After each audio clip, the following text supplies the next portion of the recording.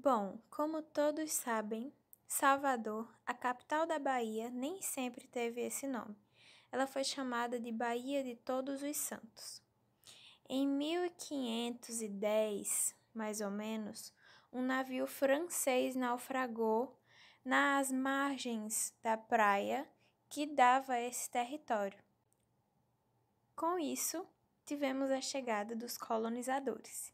Os colonizadores tiveram uma grande interferência na cultura, pois eles impuseram sobre os indígenas os seus costumes, práticas e culturas vindas de Portugal. O território do Brasil foi dividido em capitanias hereditárias. No entanto, muitas dessas capitanias vieram a ter o seu desenvolvimento fracassado. A Baía de Todos os Santos foi um dos territórios que prosperou. Por isso, em 1549, ela foi escolhida estrategicamente como a capital. Então, a corte habitava nesse território. Devido a grande incentivo e produção de açúcares e exportação também pelo fato de que é localizada às margens do mar. Tinha fácil acesso para que tivesse uma boa exportação para Portugal. Em 1624, ocorreram as invasões holandesas devido ao interesse exacerbado nas riquezas e no açúcar que havia no território. Visto que o território era muito abastado, em 1714 o Brasil foi visto como vice-reino. Então ele foi visto como uma parte de Portugal. No entanto, devido às grandes invasões, houve uma quebra no fluxo das exportações e também o descobrimento de uma nova fonte de exportação no Rio de Janeiro levou a corte a estabelecer o governo lá. O traçado urbano de Salvador é um traçado mais regular, mais organizado.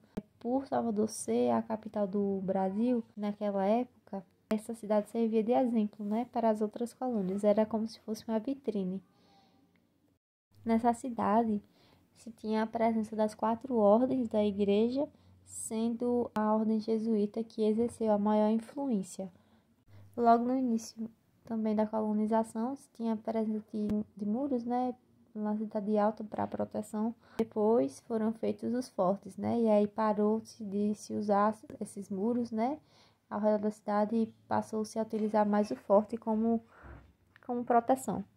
Na parte alta da cidade era onde ficavam as pessoas mais ricas, as igrejas, os edifícios do Estado, e na parte mais baixa os edifícios menos importantes, onde moravam as pessoas que não eram tão ricas assim, onde se tinha comércio, serviço também, porto, etc. A partir de uma análise do mapa, é possível identificar a Rua Direita e a Rua Nova da cidade. Essas ruas norteavam o crescimento da cidade e se chamavam Rua Direita dos Mercadores e Rua dos Capitães de Souza. Elas eram paralelas ao mar e às ribanceiras. Em ambas as ruas, a presença dos baluartes, ou fortalezas. A Rua Direita dava acesso à Praça Municipal, onde estavam o Palácio, a Casa de Câmara e Cadeia e a Casa da Moeda, onde fica o Pelourinho. Nela também se localizava a Igreja da Ajuda e o Palácio do Bispo. No período colonial, a arquitetura religiosa foi a que mais se destacou nesse período.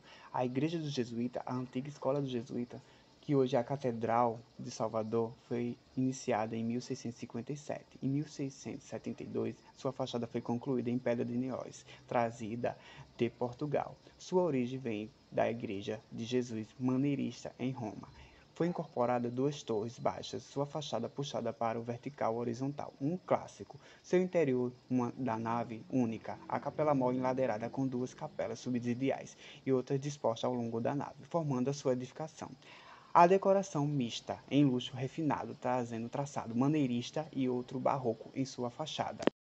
A igreja de São Francisco vem com influência maneirista. nos traz uma maior originalidade e liberdade criativa. É sua fachada feita em 1708 e concluída em granito local em 1723. Possui 2 torres maciças, totalmente retangular, fixando por um paramento, que moldura a fonte explícita. O quadrado com 3 arcos, coroando com um alto frontão, nos quais curvas e outras evolutas, reduzindo predominantemente. Esses elementos entrelaçados livremente nos traz um ponto de partida barroco para Salvador. Detalhe: na sua fachada em pedra, uma imagem de São Francisco e o brasão com as armas de a chamada Casa Câmara em Cadeia foi construída em 1549, feito com paredes de taipa e telhados de palha. No entanto, depois de 2 anos, foi revitalizada com pedra e cal, além de receber uma coberta de telha. Passando por outras reformas, veio o que é hoje. Ela abrigava os governadores e arcebispos. Em sua construção atual, tem uma torre, onde tinha um relógio e um sino, onde esse sino era utilizado para informar a população sobre os tratados oficiais da época. De Salvador foi o lugar onde tinha mais construções, como casas, sobrados, comércios, entre outros. Colocado um tronco que amarrava cidadãos que cometessem crime, posteriormente eram os escravos.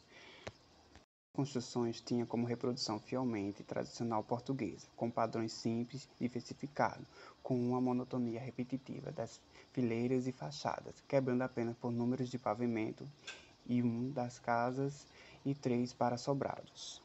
Militar, Salvador passava por uma grande muralha que protegia a parte terrestre.